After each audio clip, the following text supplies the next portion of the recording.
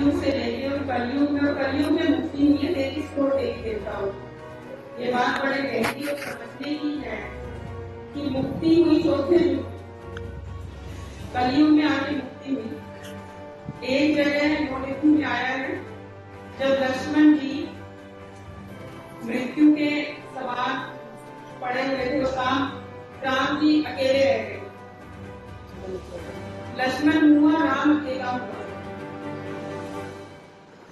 लक्ष्मण हुआ, राम अकेला हुआ। हुआ मतलब मर चुके हैं, ये ज्ञान में लिखा है। निर्वाण ज्ञान में जो बात लिखी है, बेहोश नहीं थे। अगर आप वैसे बाहर रामायण पढ़ो तो उसमें लिखा है लक्ष्मण पूछा, बेहोश हो जाना। और ज्ञान में लिखा है लक्ष्मण हुआ, राम अकेला हुआ। शोक कुटी पर्वत ले आया। अब इस चीज को अपने अपने परिवार में, अपने आसपास हर जगह देखें कि जब कोई हमारे परिवार में बीमार हो जाता है, बहुत ज्यादा बीमार हो जाता है, मृत अवस्था के आसपास भी पहुंच जाता है। शोकूटी पर्वत ले आया, बूटी प्याई भेद जो किया, हुक्म हुआ। अब लक्ष्मण सिर्फ संजीवनी बूटी से नहीं किए, दवा तो सभी करते हैं, अच्छे अच्छे हॉस्पिटल में ले जाते हैं।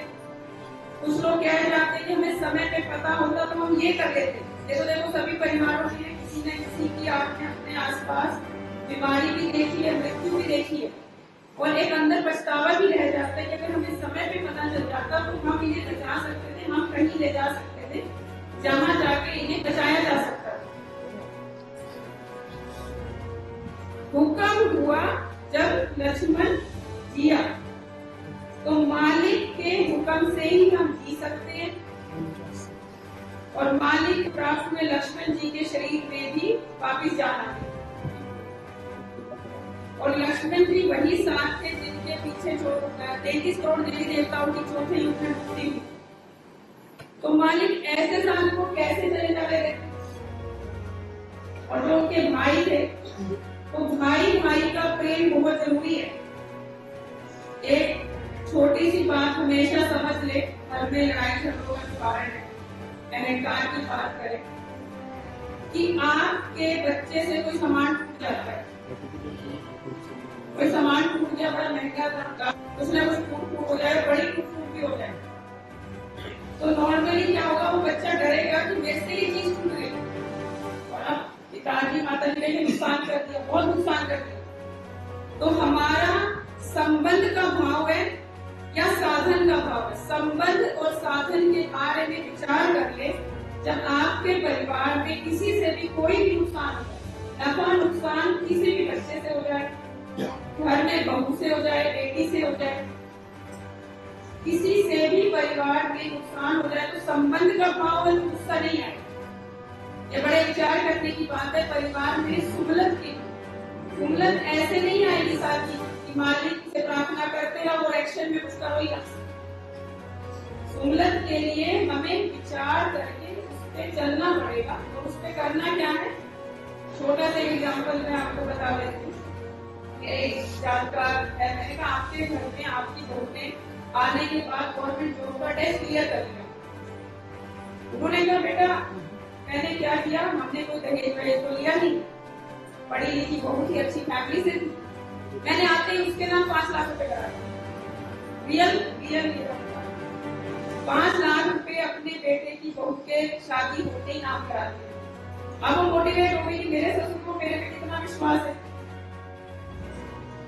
इस खुशी में वो टेस्ट क्लियर कर गई गवर्नमेंट जॉब का। पिछले साल की बात है, हमारी एक कलीग है, उनके बेटे की शादी हुई, ये आ गए। तो विचार इस बात में कि हम लेने के बारे में जब सोचते हैं कि कुछ आ जाए, छोटी सोच है हमारी, सोच को बड़ा रखते मालिक उतना ही देंगे जैसी सोच रखते।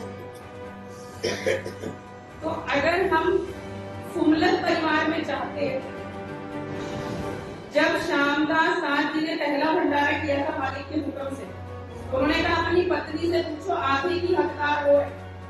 संगत जी आप में सभी को ये समझ लेना चाहिए कि साथ संगत में जितने भी साथ भाई है, आगे बेटा है, बहू है, परिवार में पति पत्नी है, कि आप अपने डिसीजन अकेले नहीं ले सकते। तो सुलभ है। तो आधे की हकदार हुए तो डिसीजन में भी आधे की हकदार हो। एक लास्ट बात मैं छोटी सी कहूंगी। मेरे पास एक पेशेंट ने मुझे कहा कि मेरी मम्मी की और वाइफ की लड़ाई हो गई, मेरे कुछ समझ नहीं आया, मैं बाहर चला गया। कहता मम्मी और वाइफ मेरी दोनों मुझे देख रही कि किसकी तरफ बोलेगा। तो मुझे वो समझ नहीं आया, मैं बाहर चला जाता हूँ। मैं क्या करूँ, बड़ी दुविधा में फंसा हुआ हूँ। अब हंसते तो लड़के ज्यादा है इस दुविधा में। कहते लड़ी तो दोनों आपस में, थोड़ा छोटी सी बात हो गई, ज्यादा बड़ी बात नहीं हुई, थोड़ी सी कोई बात हो गई और मुझे देख रही है कि ये किसके साथ है। तो उन्होंने मुझसे पूछा, मैंने कहा आप उनके फादर की कभी रिसेंटली डेथ हो? तो मैंने कहा आपको पहले अपनी माता से पूछना है। वो कहते नहीं वाइफ चिढ़ जाएगी, लेकिन मम्मी को जाके, मैंने कहा ये आपकी भ्रम है कि मम्मी की तरफ जाओगे तो वाइफ चिढ़ जाएगी, मन का बहन है। उसे भी पता होने चाहिए कि घर में जो बड़ा है आप उसे ही पूछिए। अगर घर में बड़े हैं माताएं तो उनकी भी है, क्योंकि ये बात छोटी नहीं बड़ी गहरी है कि हायरार्की में आप हमेशा अपनी माता से बात करेंगे। ये सभी सास ससुर के बच्चों को मैं कहना, मुझे हो सकता है गलत भी कोई कह दे कोई बात नहीं, बट एक्सपीरियंस है कि उसके बाद उनके घर में लड़ाई झगड़ा नहीं हुआ। वो पहले ही परसेप्शन बना चुके थे कि अगर मैं माता जी को पूछूंगा तो वाइफ चिढ़ जाएगी, वही केस। ये हम अपने मन की धारणा बना लेते हैं और आप किसी को कुछ नहीं कर सकते कभी भी, ये भी मान लीजिए, क्योंकि आपने दोनों की सुननी है, पर आप पहले किसकी सुनेंगे। जरूरी है घर में सुमलत के लिए कि बड़े हो सकता है गुस्सा भी कर दे, बड़े हो सकता है कि कुछ ऐसी बात भी कह दे, पर हमें पहले हायरार्की में जो घर में, अगर घर में बड़े नहीं होंगे तो आप देखिए अराजकता फैल जाएगी। अगर राज्य में भी कोई बड़ा नहीं होगा तो घर में परिवार में भी वही हाल हो जाएगा। तो बड़ा तो आपको मानना पड़ेगा। अगर कोई बात बेजोर निकल गई तो सरकार उसकी संभाल करे।